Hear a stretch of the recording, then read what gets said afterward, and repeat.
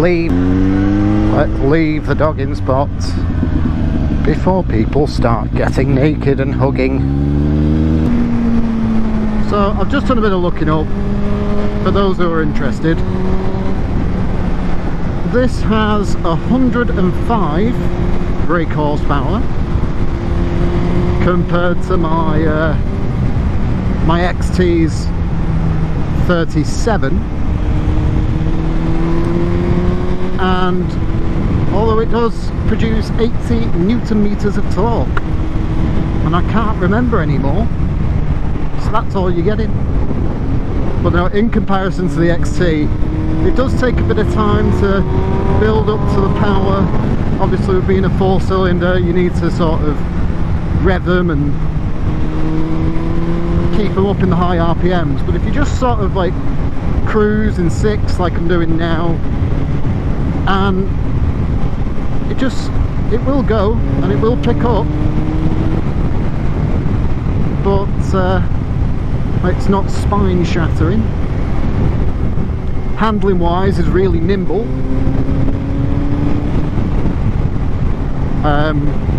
It is a bit twitchier than the XT, probably to do with the shorter wheelbase,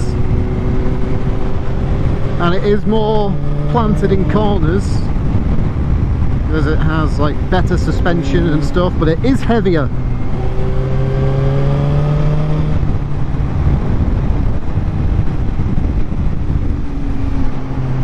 But round these corners, once you're moving, you don't really feel the weight.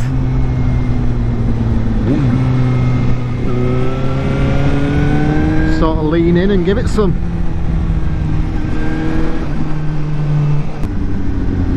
And the thing with 4-cylinders over like the likes of my XT, you know, big single, is that you can just sort of cruise with them, whereas the XT is a bit like bah, bah, bah, and you know, it just, you can't really sit and potter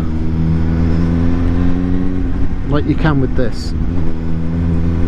So I'm in third now, doing 24 mile an hour behind this person who scared the speed bumps. But I can just sit here nicely and my hands aren't being shaken to pieces, and I don't feel the need to do a big fat wheelie past them. I can just sort of cruise. And with it being naked, it's all upright, and, well, mostly. There is a bit more of a lean forward on this, like across the tank. It does sort of encourage you to be a bit more sporty and lean it over in the corners, but that's why we're on 2 wheels, for leaning. It is exciting, this.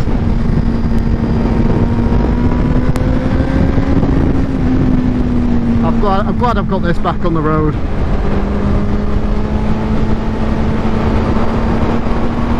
So obviously, with it being a Suzuki, it's got obviously the engine is borrowed from the GSR 750. Little detuned and stuff here, like, you know, there's obviously changes to make it a bit more city uprighty friendly, but it is a lovely bike and I love it. Did I say that already? So, as is the nature with most inline 4-cylinder bikes, you do have to sort of fight the urge to speed and everything, well, on any bike really. But this has still got like a secondary kick, like a power band or whatever you want to call it, up in the high RPM, so you think it picks up fast and then it just starts to pull, front wheel starts to get light, and oh, I bloody love motorbikes. I absolutely love them. And the noise that comes out the back of this thing, I mean, let's give it a oh. When you've got an inline 4 screaming going through the gears, there is like no better sound. I love the sound of like V-twins, singles, you know, big dirty sounding bikes, but to have quite a really loud inline 4 just absolutely at its edge, there's nothing better. That sound tops it for me.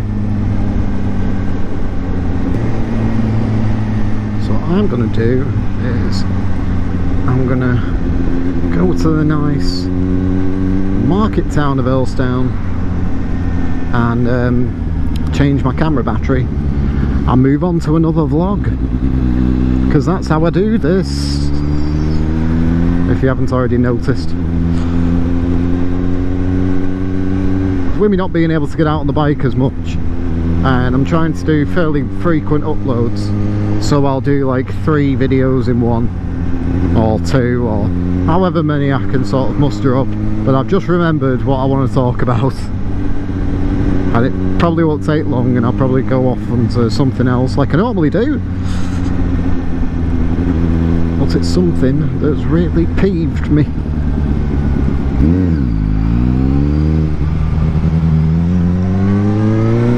Why people get to mini roundabouts and then shit themselves. It's a roundabout, but it's tiny. It's one thing worth mentioning on this. Obviously, we've been 2016. There's no modes or anything like that. It's just straight. Right, there you go. Turn the key and go. But there is ABS.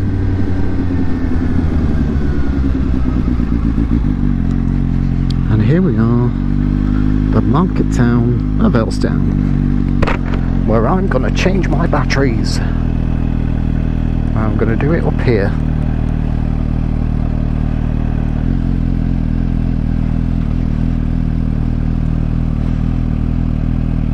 Oh, there's the town hall up. Right. Well, I guess I'll catch you in the next one, which I'll be on this. And then who knows from there. I sure as fuck don't. Anyway, catch you later.